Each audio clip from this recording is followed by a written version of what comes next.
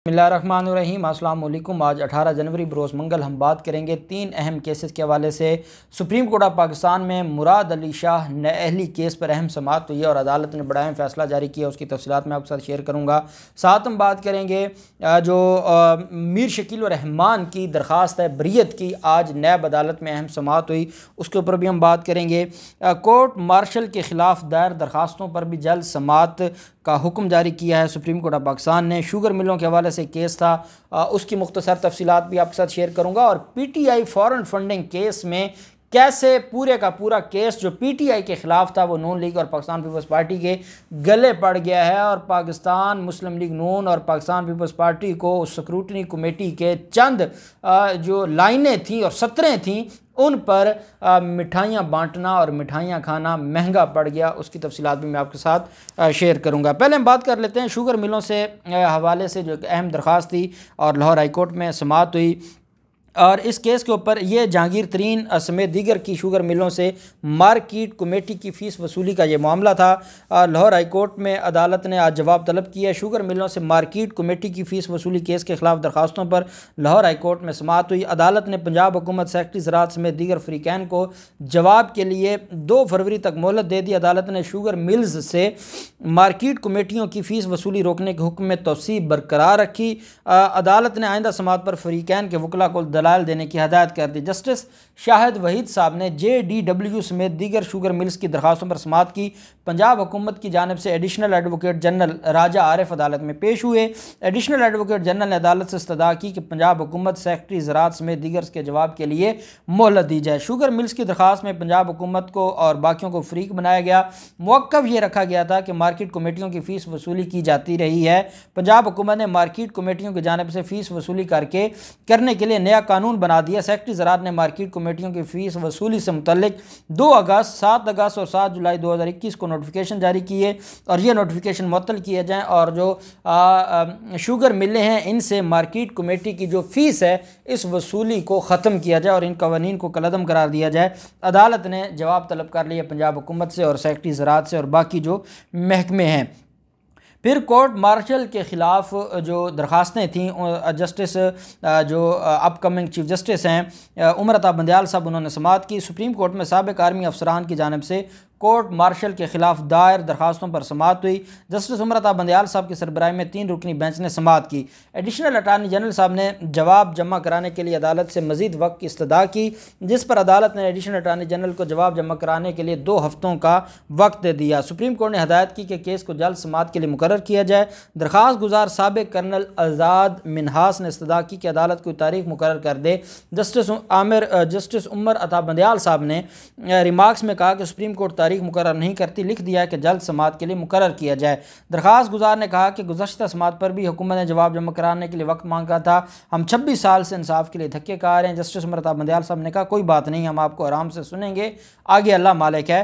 साबिक़ colonel अनायतुल्लाह Khan और आज़ाद मिन्हास को 1995 में बेनज़ीर की हुकूमत गिराने के इल्ज़ाम में सज़ा सुनाई गई थी और वो 1995 से इंसाफ के लिए सुप्रीम कोर्ट ऑफ पाकिस्तान पहुँचे हैं और ये 25 साल से ये मामला पेंडिंग था और जिस पर अदालत ने कहा है कि इन केसेस को जल्द समाअत के लिए मुकर्रर फरमाया जाए।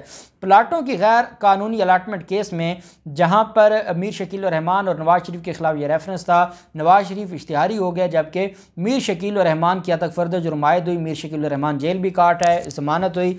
जब मीर शकील रहमान ने वापस आकर जेल से वापस आकर बरीयत की दरख्वास्त दी थी, वो खारिज हो गई थी, मेरिट पर खारिज हो गई थी। उस केस को और उस फैसले को चैलेंज कर दिया लाहौर हाई कोर्ट में, जो नैब अदालत का फ़ैसला था बरीयत का।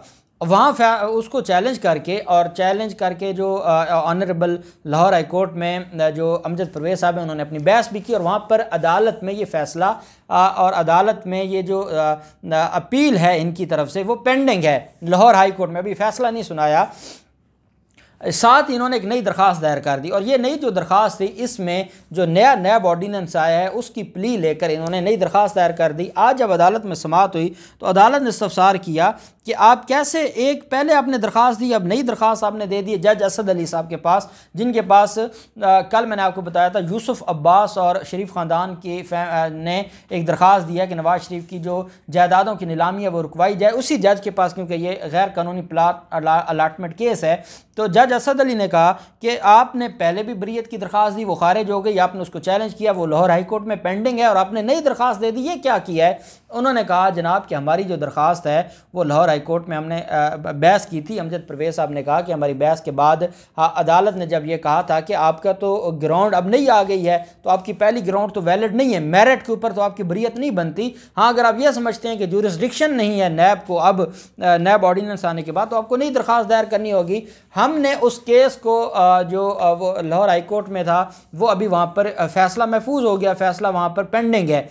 हम चाहते हैं कि हम यहाँ भी नैब में भी दरख्वास्त दायर कर दें। अदालत ने कहा कि आपको कैसे पता कि लाहौर हाई कोर्ट आपकी दरख्वास्त मुस्तरद करेगा या आपकी दरख्वास्त पर यह कहेगा कि आप नई दरख्वास्त दायर करें? उन्होंने कहा जी क्योंकि हमारी बहस हुई तो हमें यह लगता है कि हमें नई दरख्वास्त का वहाँ भी कहा जाएगा, इस वजह से हमने ये दरख्वास्त दायर कर दिया। तो अदालत ने कहा कि आप अपनी दरख्वास्त में ये सारी चीज़ें मेंशन करें, कल आप नई दरख्वास्त दायर करें। और 26 जनवरी को अदालत ने कहा कि मुलज़मान की जो बरीयत की दरख्वास्तें हैं उस पर हम नैब को और फ्रीकैन को सुन लेते हैं।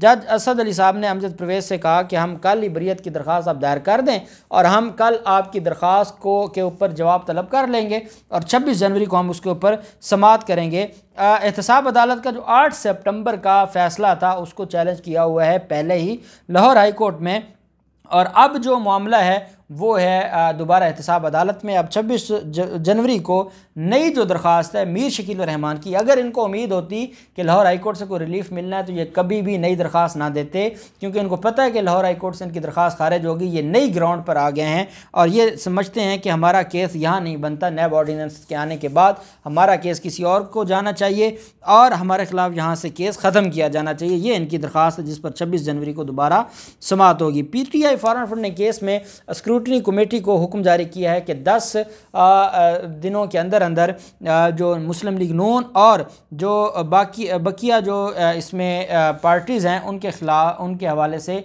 जवाब जमा करवाया जाए। इसमें यह कहा गया कि आप रिपोर्ट जमा करवाएं। स्क्रूटनी कमेटी को कहा गया कि पाकिस्तान पीपल्स पार्टी के हवाले से और दूसरी तरफ किसके हवाले से, मुस्लिम लीग नून के हवाले से।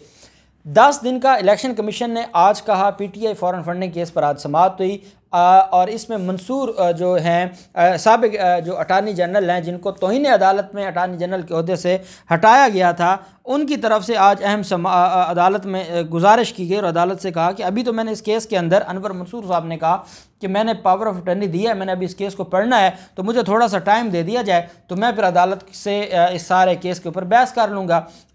जो चीफ इलेक्शन कमिश्नर की सरबराही में ये 3 रुकनी बेंच है इलेक्शन कमीशन का जो इस केस को सुन रहा है, तो स्क्रूटनी कमेटी ने कहा जी कि हमारी तो कमेटी टूट गई है, एक मेंबर साहब रिज़ाइन कर गए हैं या उनका वो रिटायर हो गए हैं। तो चीफ इलेक्शन कमिश्नर ने कहा हम जल्द ही नई स्क्रूटनी कमेटी बना देते हैं, क्योंकि अब मामला किसका है, शरीफ ख़ानदान और जरदारी ख़ानदान का, तो स्क्रूटनी कमेटी ही टूट गई। बहरहाल चीफ इलेक्शन कमिश्नर ने कहा कि हम ये करते हैं कि इसमें नई एक स्क्रूटनी कमेटी बना देते हैं। आपकी जो रिपोर्ट है वो कहाँ तक पहुँची? उन्होंने कहा हमारी रिपोर्ट काफ़ी हद तक तैयार हो चुकी है। तो election commission chief election commissioner ने कहा आप अपनी रिपोर्ट जमा करवा दें।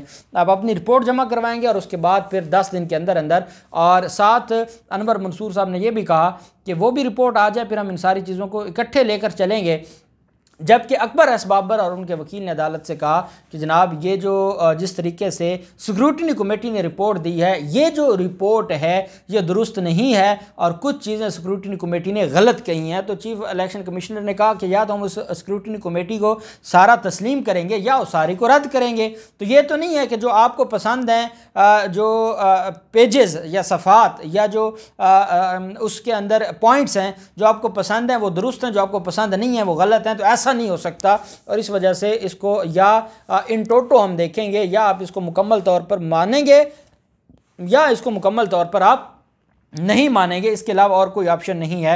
अब अदालत ने 2 फरवरी की तारीख मुकर्रर की है 2 फरवरी को इसके ऊपर दोबारा समाअत होगी, 1 फरवरी को, और 1 फरवरी को जो नई रिपोर्ट भी आ जाएगी स्क्रूटनी कमेटी की नून लीग और पाकिस्तान पीपल्स पार्टी के हवाले से।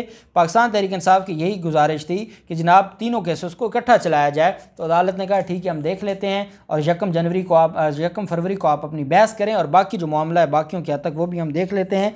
अब इनको लग गई परेशानी, ये मिठाई तो कहाँ बैठे थे, ना इनको पीटीआई के ख़िलाफ़ कोई फ़ॉरेन फंडिंग मिली, ना इनको पीटीआई के ख़िलाफ़ कोई गैर कानूनी फंडिंग मिली, और मामला आ गया सिर्फ अकाउंट्स छुपाने का या जो अमाउंट है वो छुपाने का, और उस मामले पर ना पीटीआई कलदम हो रही है, ना इसके ऊपर कोई पाबंदी लग रही है। हाँ, जब इनकी रिपोर्ट सामने आनी है तो बड़ा मामला खुल कर आएगा और इनके लिए बड़ी परेशानियां बन जाएंगी, और यही वजह है कि आज अकबर एस बाबर जो कि मुस्लिम लीग नून के ब्याफ पर प्रॉक्सी केस लड़ रहा था, उसकी परेशानी में आज इजाफा हुआ है, और वो आएँ बाएँ शाएँ करने लगे, और वो इलेक्शन कमीशन पर भी इतराज़ कर रहे हैं और स्क्रूटनी कमेटी पर भी आज वो इतराज़ कर रहे थे।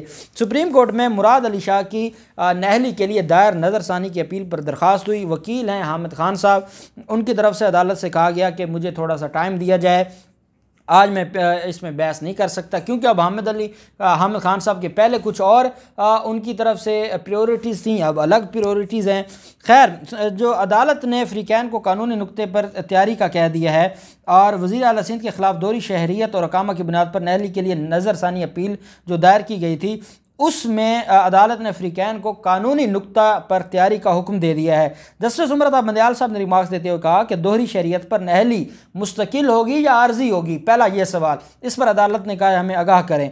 दूसरा, अदालत ने कहा वकला मुआवनत करें, दरख्वास्त गुजार का मौक़िफ़ है कि ताहयात नहली ताहयात होगी, शहरियत तर्क करने का सर्टिफिकेट आ जाए तो क्या नहल अफराद दोबारा इलेक्शन लड़ सकता है। अदालत ने कहा कि वकील ने अदालत में कहा कि मुराद अली शाह के खिलाफ नहली की यह तीसरी मरतबा दरख्वास्त दायर हुई है। दोहरी शरीयत का फैसला आने पर इस्तीफ़ा देकर मुराद अली शाह ने दोबारा इलेक्शन लड़ा। जस्टिस उमर अता बंदयाल ने रिमार्क्स देते हुए कहा इसका मतलब है नहली का सामना करने के लिए मुराद अली शाह आदी हो गए हैं, ये आदी मुजरिम है, और इसके खिलाफ कई दफ़ा नहली की दरख्वास्तें दायर हुई हैं। सेनेटर्स की दोहरी शरीयत में लार्जर बेंच ये फैसला दे चुका है, और जो हलीम आदिल शेख ने भी दरख्वास्त दी हुई है, उन्होंने कहा कि मुराद अली शाह ने PS 73 से मुंतखब हुए, झूठे हलफनामे जमा करवाए गए। मुराद अली शाह सादिक और अमीन नहीं, दोहरी शरीयत के बावजूद 2007 में इलेक्शन लड़ा। मुराद अली शाह को 2013 में सुप्रीम कोर्ट ने नाअहल करार दिया। हमने अदालत से इस्तदा की है कि मुराद अली शाह को ताहयात नाअहल करार दिया जाए। अदालत ने इन कानूनी पॉइंट्स पर कि अगर जो गैर मुल्की शहरियत है वो हो और कोई उसको छुपाए और बाद में उसको छोड़ दे, तो क्या वो जो नहली है उस बुनियाद पर वो हमेशा के लिए होगी, 5 साल के लिए होगी। ये कानूनी नुक्ता अदालत ने इसके ऊपर मुआवनत तलब कर ली है, जो इस बात का सबूत है कि मुराद अली शाह ने नाअहल होना है, चाहे कुछ सालों के लिए हूँ, चाहे हमेशा के लिए हूँ। और ये मामला बड़ा दिलचस्प हो गया, देखते हैं क्या होता है। जो भी तफसीलात होंगी आपके साथ शेयर करते रहेंगे। अल्लाह पाक पाकिस्तान गामी व नासिर हो। बहुत शुक्रिया। अल्लाह हाफिज़। पाकिस्तान जिंदाबाद।